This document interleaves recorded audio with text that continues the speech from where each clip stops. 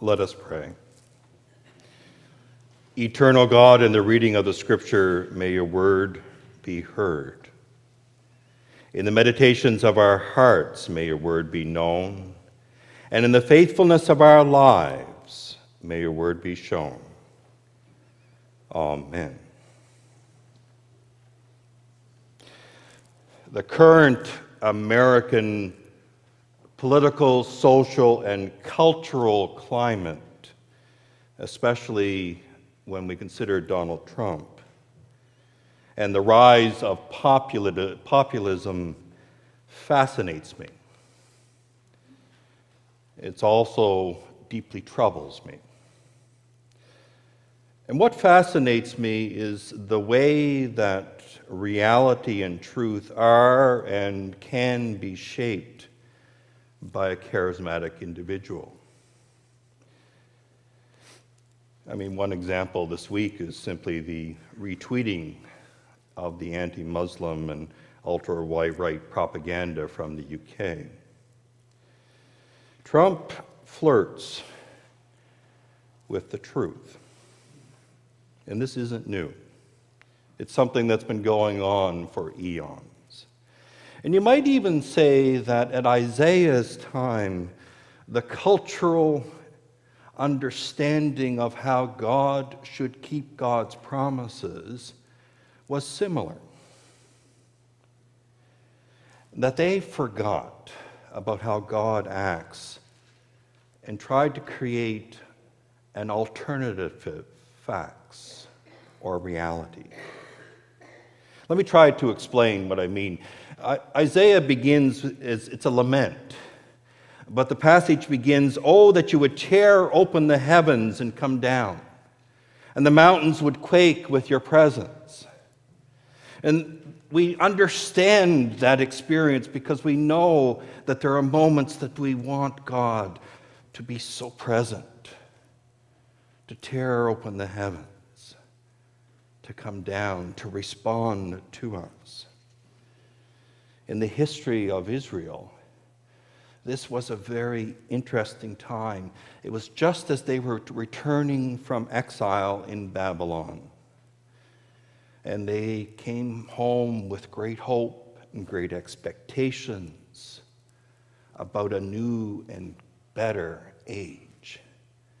But extreme poverty, a recession, a delay in rebuilding comes to the point that they feel that God is not with them, that God has utterly forsaken them. Very much like Jesus' words from the cross, "Eloi, Eloi, lama sabachthani," why, my God, have you forsaken me? These are right from Isaiah. He's speaking for a people who do not have an understanding of how God works in the world. They have forgotten. They have a faulty memory, or perhaps they have created an alternate reality. Because they remember that God at one point intervenes with great power and might, and they see that as the only response that God will give in this situation. And yet they have forgotten the God who comes to humanity with humility as a suffering servant, who lends God's hand and God's mercy and God's grace through vulnerability and through compassion. And if we fast forward several hundred years to the time of Jesus, we have just after the destruction of the temple by Rome, after the revolt of 68, and in 70, the temple's completely razed. And in the midst of that, they're wondering, where is the promised one? Where is Christ? How are we to wait for this coming once again?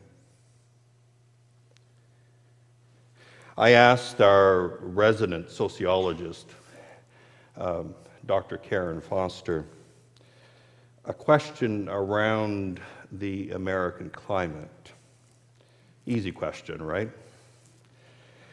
Is there a sociological term that's been created to talk about how Trump is creating his own reality, or seems to create his own reality?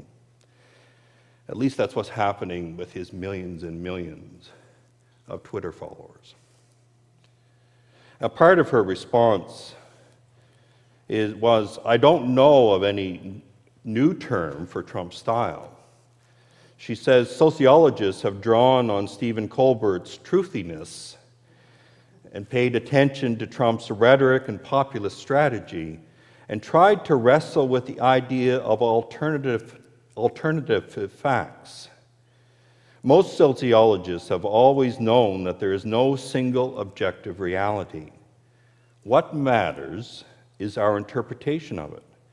So whether what Trump says is true or not, what ultimately matters is the consequences of that talk. And that's where I find it dangerous, is that what will happen for those millions of followers who decide, or just some of them, decide to really take this seemingly ultra-right attitude to heart and do something. She says W.I. Thomas was a sociologist who said, whatever men believe to be true will be true in its consequences. This is the general dictum behind interpretativist sociology, a branch that concerns itself with people's beliefs and understandings on the assumption that these things matter more than discovering an objective reality. So, what do we use to contrast this brand of reality shaping politics? Is there something more in the line with the prophet's cry? And remember, the prophet cry is for God to come down, but for God to remember. For God to remember God's people and to respond in love. Well, I think there is. And I'm going to give just two examples, but we could come up with many examples of this. I mean, first, standing up in the House of Commons, Prime Minister Trudeau delivers an apology to the LGBTQ2 civil servant community, both past and present. To quote some of his speech, while we may view modern Canada as a forward-thinking, progressive nation, we can't forget our past. And it is my hope that in talking about these injustices, vowing to never repeat them, and acting to right these wrongs, we can begin to heal. Mr. Speaker, Canada's history is far from perfect, but we believe in acknowledging righting past wrongs so that we can learn from them. For all our differences, for all our diversity, we can find love and support in our common humanity. We're Canadians, and we want the very best for each other, regardless of our sexual orientation or our gender identity and expression. We will support one another in our fight for equality. Example one. Second example is much closer to home. On Thursday, Mayor Savage gave his State of the City address to the Chamber of Commerce. And as reported in the Metro, anti-poverty plan, one of Halifax Mayor's top priorities. Mayor Savage said HRM will partner with groups like the United Way in the plan. It's time, said Mike Savage, to take a community-wide approach to poverty. As winter approaches, we know some of our citizens sleep in the streets. Food banks are struggling against growing demand, and as many as 1 in 4 families is challenged to afford basic housing. Savage said he will work with the provincial government, the United Way, and others to come up with a comprehensive plan to present to council. Sarah Napier of the United Way said this plan is something needed for the city, and they are looking forward to being a key player at the table.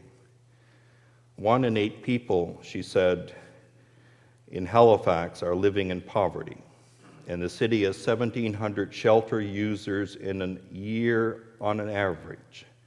She says there are issues related to income, life stress, and social isolations. These are so many things that make up a poverty equation.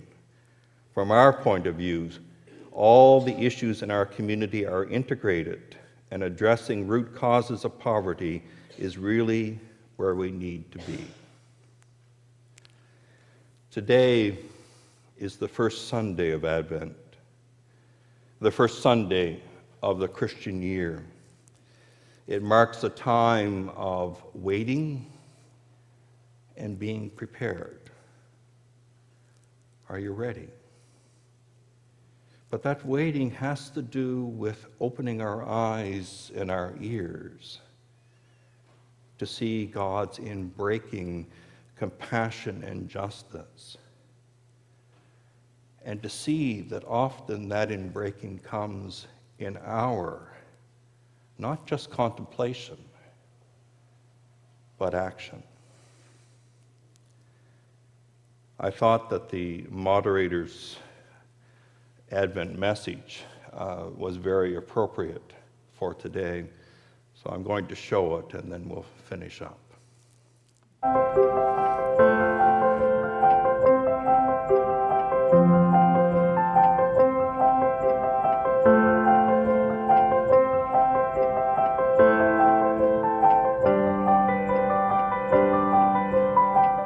It's Advent once again, the time of waiting and watching for the inbreaking of God's Spirit in our world.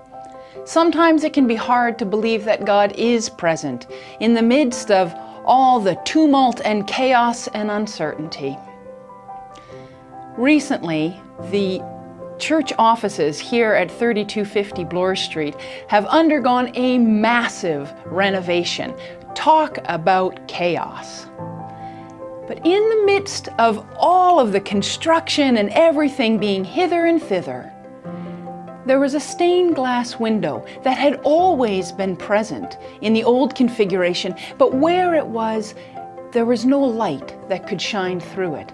And as the old walls came down, light emerged, and we discovered that this window, first of all, had been put in backwards, and so we were never able to see the true beauty of it. But now where it stands, the light is able to come through, and the beauty that was always there but invisible is able to shine. So it is in our world. God is always present, but sometimes we need to look closely. Sometimes we need to break away from the old, to tear down the walls so that we can allow God's light to shine through and to see the beauty of what is right in front of us. That's what Advent is. The inbreaking of God's Spirit that allows us to see what is already there. May you have the eyes to see this Advent, Christ already born among us.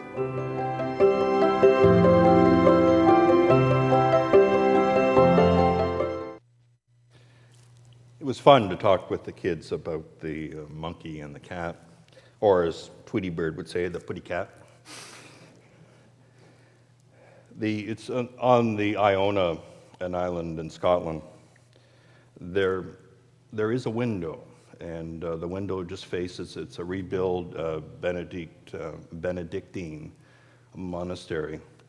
And the window has underneath it on the sill these 2 stone carvings, and they're ancient.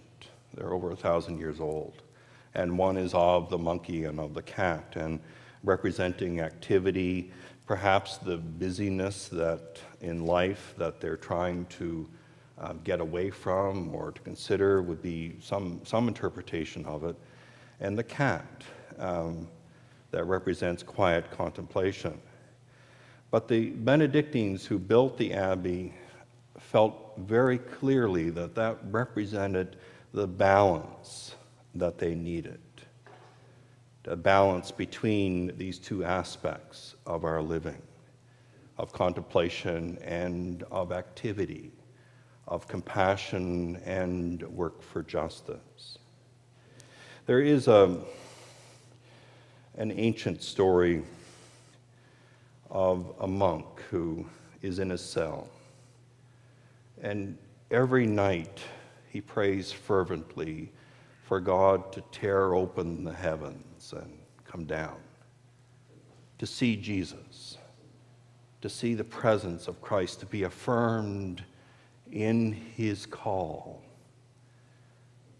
be affirmed in his life. And he becomes more and more despondent as he does not hear and doesn't feel that presence in any way. And so he prays and fasts and does more and more to try to bring Christ to him, to feel that presence. And then one day, in the corner of his cell, of his room, Jesus appears. And just as he notices him, the bell at the door rings. And it's his turn. See, when the bell rings, it means that he has to go and look after the poor. He waits for just a second and contemplates what he should do. And then he goes and looks after the poor. They're at the door, and he wonders, have I lost that vision forever? And he comes back to his cell. The Lord is still there. And as they have a conversation, the Lord says, you know, if you hadn't have gone, I would not have stayed. If you hadn't have gone, I would not have stayed. May our eyes and ears and hearts be open to the presence of God all around us, the inbreaking of the presence of Jesus. Whether we see it in an apology, in a conversation and action about poverty, or in our own waiting, our own longing to discover that inbreaking of God's presence anew, the promise of hope, peace, joy, and love.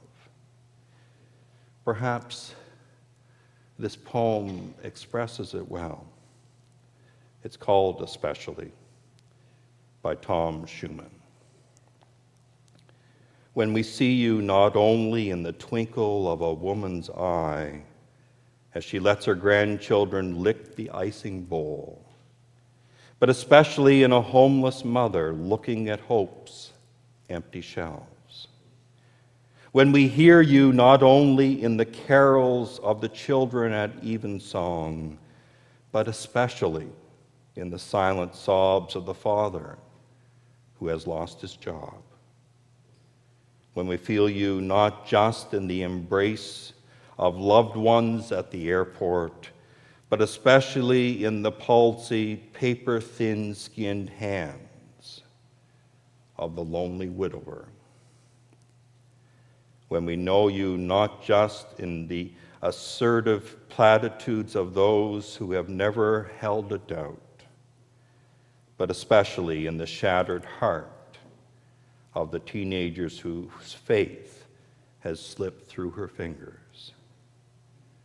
Then we will know you have come just as you promised. Amen.